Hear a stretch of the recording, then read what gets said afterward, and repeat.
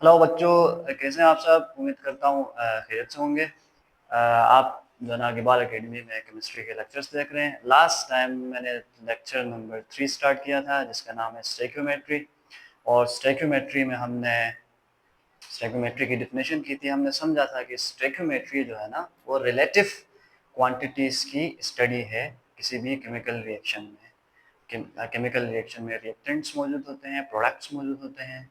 तो रिएक्टेंट्स की मदद से हम प्रोडक्ट्स की क्वांटिटीज़ कैसे रिलेट कर सकते हैं, कैसे फाइंड कर सकते हैं, और प्रोडक्ट्स की मदद से फिर रिएक्टेंट की क्वांटिटीज़ और एक रिएक्टेंट की मदद से दूसरी रिएक्टेंट की क्वांटिटीज़ कैसे फाइंड करते हैं रिलेटिव क्वांटिटीज़ के ज़रिए से, रिलेशन के ज़रिए से आपस में जो उनकी होती है बैलेंस्ड केमिकल रिएक्शन में। तो ये हमने लास्ट लेक्चर में इसको इंट्रोडक्टरी लेवल तक समझा था। आगे बढ़ते हैं, हम अच्छे से समझेंगे कि ये होता कैसे है एग्जांपल्स के ज़रिए से, न्यूमेरिकल्स के ज़रिए से। Before going to solve the examples और क्वेश्चंस, हम क्या करेंगे, मोल्स को समझेंगे कि मोल्स होते क्या हैं। ठीक है, तो हमारा आज का लेक्चर स्टार्ट होता है मोल्स से। Moles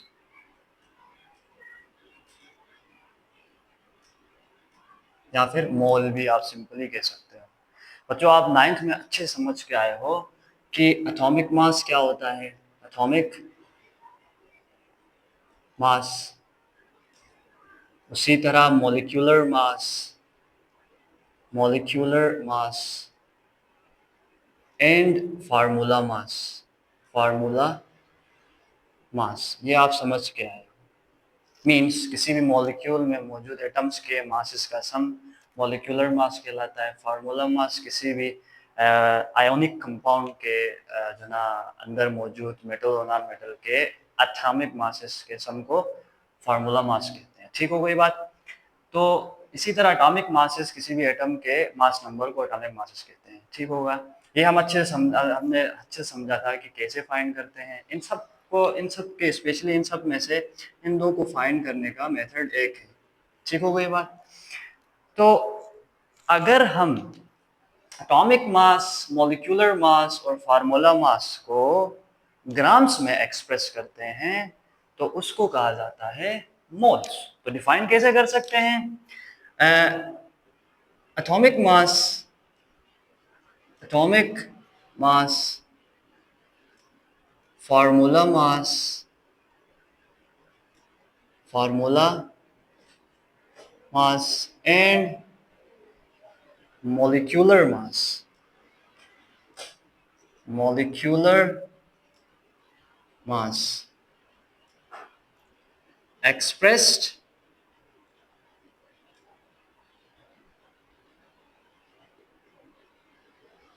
in grams, in grams is called मोल। ठीक हो गई बात। मोल की डिफिनेशन हमने समझ ली। तो अब इसकी एग्जांपल कैसे हम सॉल्व कर सकते हैं। फॉर एग्जांपल, हमारे पास CO2 है। ठीक है, हमें पता है ये एक मॉलिक्यूल है, तो इसका हम मॉलिक्यूलर मास कैसे पता कर सकते हैं। मिसाल के तौर पर कार्बन का 12 होता है एटॉमिक मास, इसी तरह प्लस लगाएंगे बीच में। ऑक्सीजन का 16 होता है, 2 ऑक्सीजन है तो मल्टीप्लाइड बाय 2 करेंगे। ये हम 9th में सीख के आ रहे हैं। तो आंसर आ जाएगा जी 44। ओके, 44 AMU हम लिखते थे। ये है मॉलिक्यूलर मास कार्बन डाइऑक्साइड का। अगर इसी को मैं ग्राम्स में एक्सप्रेस करता हूँ, 44 को ग्राम्स में एक्सप्रेस करता हूँ, तो ये जो है ना इक्वल होगा 1 मोल के। I hope you are getting 1 mole. ठीक, लाइक अगर मैं कहूँ ऑक्सीजन के लिए, मैं कहूँ, हमें पता है ऑक्सीजन का जो है ना मॉलिक्यूलर मास 32 ग्राम्स होता है, तो इसके कितने मोल्स हो जाएंगे, 1 मोल। ओके, तो यहाँ से जो है ना एग्जाम्स में क्वेश्चन भी आ सकता है, तो आप जो है ना इसको अच्छे से, कंसेप्ट को अच्छे से आपने समझ लेना है।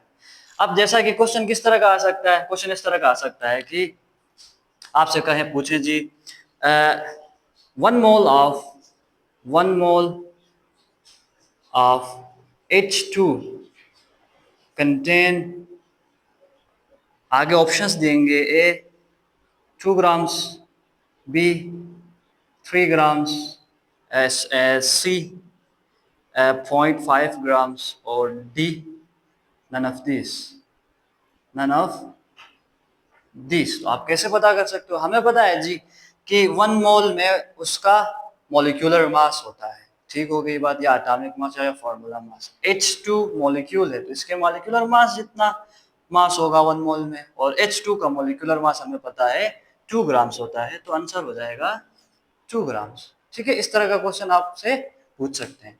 आई होप आपको समझ में आया कि मोल होता क्या है, ठीक, उसकी डेफिनेशन क्या है, और 1 मोल में मास कितना होता है। ठीक है, I hope it is clear. अगर ये क्लियर है तो हम आगे मूव कर सकते हैं। कुछ एग्जांपल्स हमने सॉल्व करनी है स्टोइकियोमेट्री की। ठीक हो गई, मैं यहाँ मिटा रहा हूँ इसको, आप अगर नोट करना है तो आप नोट कर लीजिए।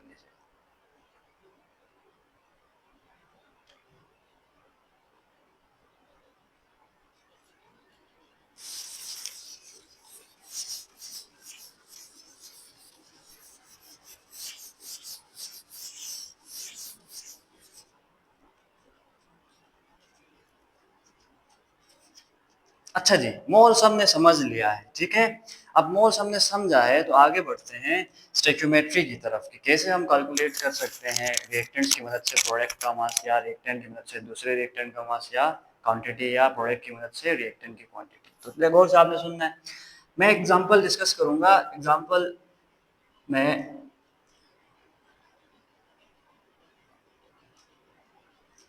H2 रिएक्ट करेगा O2 के साथ टू फॉर्म H2O। ओके, इसको मैं बैलेंस करता हूं। This is the balanced chemical equation. अब अगर आपसे क्वेश्चन इस तरह पूछा जाए कि find the find the moles of H2O H2O produced from 5 moles of H2 gas, H2 gas. तो जरा गौर से देखें तो इसमें जो ना H2 गैस के 5 मोल्स दिए गए हैं, और हाइड्रोजन के मोल्स हमने पता करने हैं कि कितने मोल्स बनेंगे। ठीक है, तो कैसे कर सकते हैं? याद रखें, हमने ना नंबर ऑफ स्टेप्स याद करने हैं। एक फार्मूला में जिसको मैं कह सकता हूँ कि स्टोइकियोमेट्री के क्वेश्चंस को सॉल्व करने के लिए मैं आपको एक फार्मूला बता रहा हूँ। ये फार्मूला अगर आपके जहन में रहेगा तो 80% ऑफ द क्वेश्चंस आपको आराम सॉल्व कर सकते हैं। फार्मूला क्या है मैं लिख रहा हूँ, ठीक है, यहाँ पे आपने देखना है गौर से।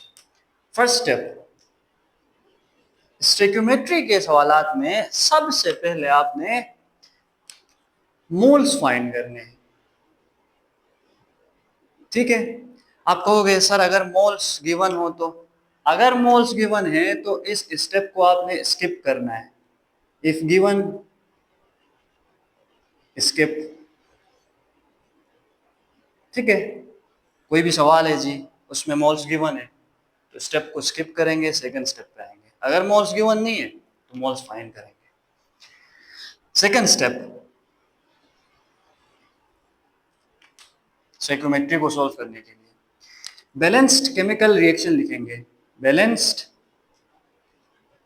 Chemical reaction. ठीक है, most of the time balanced chemical reaction given होती है, 99% बैलेंस्ड केमिकल रिएक्शन हमने लिखनी है। थर्ड स्टेप हमारा होगा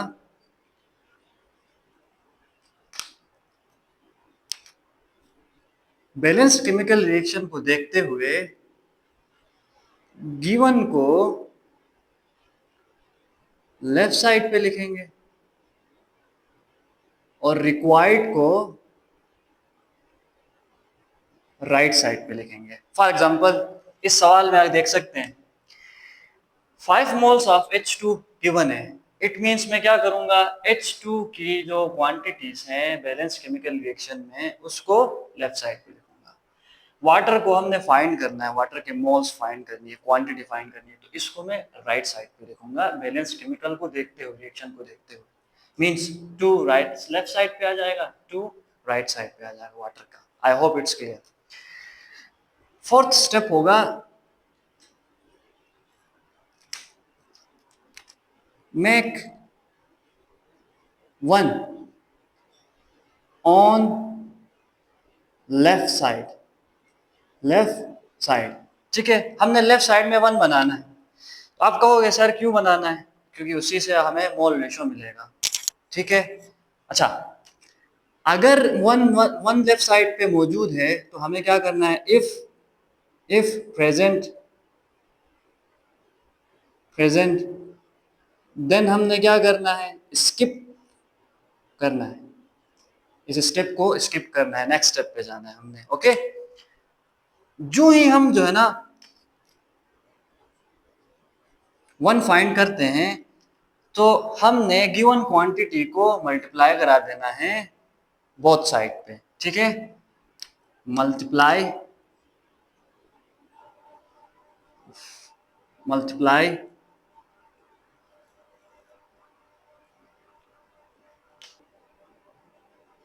मल्टीप्लाई करना है हमने गिवन मोल्स से, multiply on both sides by given moles, okay. अब जो ही हम ऐसा करते हैं ना तो हम आराम से प्रोडक्ट के मोल्स भी फाइंड कर सकते हैं, रिक्वायर्ड जो भी पूछा है हमसे, मास भी फाइंड कर सकते हैं और वॉल्यूम भी फाइंड कर सकते हैं, देन नंबर ऑफ पार्टिकल्स भी फाइंड कर सकते हैं, ठीक। I hope formula is clear. मैं अगेन एक मरतबा रिपीट करता हूं। फर्स्ट हमने क्या करना है, मोल्स फाइंड करने। अगर गिवन है तो स्किप करेंगे स्टेप को, सेकंड स्टेप पे आएंगे, मींस बैलेंस्ड केमिकल रिएक्शन लिखेंगे। देन हमने बैलेंस केमिकल रिएक्शन को देखते हुए जो चीज गिवन है वो लेफ्ट साइड पे रखनी है, जो रिक्वायर्ड है मीन जो हमसे पूछा जाता है उसको राइट साइड पे रखना है, ओके। देन लेफ्ट साइड को पे वन बनाना है, ठीक। अगर वन पहले से मौजूद है तो स्टेप स्किप होगा। जो ही वन आता है तो गिवन जो क्वांटिटी होगी, जो हमें गिवन क्वांटिटी हमें दी गई होगी या हमने मोल्स फाइंड किए होंगे, उसी को दोनों साइडों पे मल्टीप्लाई कराना है। जो ही करेंगे हमें मोल्स मिल जाएंगे प्रोडक्ट के। अगर मोल्स मिलते हैं तो हम मास भी फाइंड कर सकते हैं, वॉल्यूम भी फाइंड कर सकते हैं, नंबर ऑफ पार्टिकल्स भी फाइंड कर सकते हैं। अब इन्हीं स्टेप्स को देखते हुए इस क्वेश्चन को मैं सोल्व करूंगा, आपने गौर से देखना है, ठीक है, और सुनना है। फर्स्ट स्टेप मोल्स फाइंड करना है। जैसे कि देख सकते हैं आप, find the number of moles of H2O produce from 5 moles of H2 gas. तो H2 गैस के मोल्स पहले से गिवन है, तो मैं क्या करता हूं, इस स्टेप को पहले तो मैं लिखता हूं मोल्स ऑफ H2 कितने हैं जी, 5 moles, okay. Then second step पे आएंगे, बैलेंस्ड केमिकल रिएक्शन लिखनी है। चले जी मैं बैलेंस्ड केमिकल रिएक्शन लिखता हूं, 2H2 प्लस O2 बनाती है जी 2H2O, okay. Balance chemical reaction लिखा। देन मैं क्या करूंगा, गिवन को लेफ्ट साइड पे, रिक्वायर्ड को राइट साइड पे। जरा गौर से देखें, गिवन क्या है जी, 5 मोल्स गिवन है, किसके, हाइड्रोजन के 5 मोल्स गिवन है। तो मैं इसको क्या कर रहा हूँ जी, देखें 5 मोल ऊपर लिखता हूँ H2 और इस साइड पे मैं लिखता हूँ H2O, क्योंकि H2O रिक्वायर्ड है, ठीक है। कितने मोल्स गिवन है, गौर से देखिएगा। मोल्स को हमने बैलेंस केमिकल रिएक्शन से देखते हुए लिखना है। देखिए जी, बैलेंस केमिकल रिएक्शन में गिवन के मोल्स हैं 2 और रिक्वायर्ड के मोल्स हैं 2, ठीक है। तो मैं कह सकता हूं 2 moles of H2 produces 2 moles of H2O। Come to the third step. Fourth step में मैंने क्या कहा है जी, वन बनाना है लेफ्ट साइड पे। वन कैसे बनेगा, दोनों साइडों को 2 से डिवाइड कराएंगे। तो यहाँ 2 से डिवाइड करूंगा तो 1 बनेगा और इस साइड पे भी 1 ही बन जाएगा, ओके। उसके बाद हमने क्या करना है, मल्टीप्लाई कराना है bye given moles. Given moles कितने हैं जी? 5 मोल्स। अब 5 मोल्स से दोनों साइडों को मल्टीप्लाई कराएंगे, तो इसको अगर मैं मल्टीप्लाई कराता हूँ तो 5 मोल्स, हमें यही पता करना था 5 मोल्स ऑफ H2 अगर रिएक्ट करते हैं तो कितने मोल्स प्रोड्यूस होंगे, तो मल्टीप्लाई करा दूंगा तो इधर भी आ जाएगा 5 मोल्स। किसके आगे जी? H2O के। तो हेंस हमने फाइंड कर लिया कि अगर 5 मोल्स ऑफ H2 रिएक्ट करते हैं ऑक्सीजन के साथ तो 5 मोल्स ऑफ वाटर प्रोड्यूस होता है। तो मोल्स हमने क्या करें? फाइंड करें। Is it clear? I hope it is clear.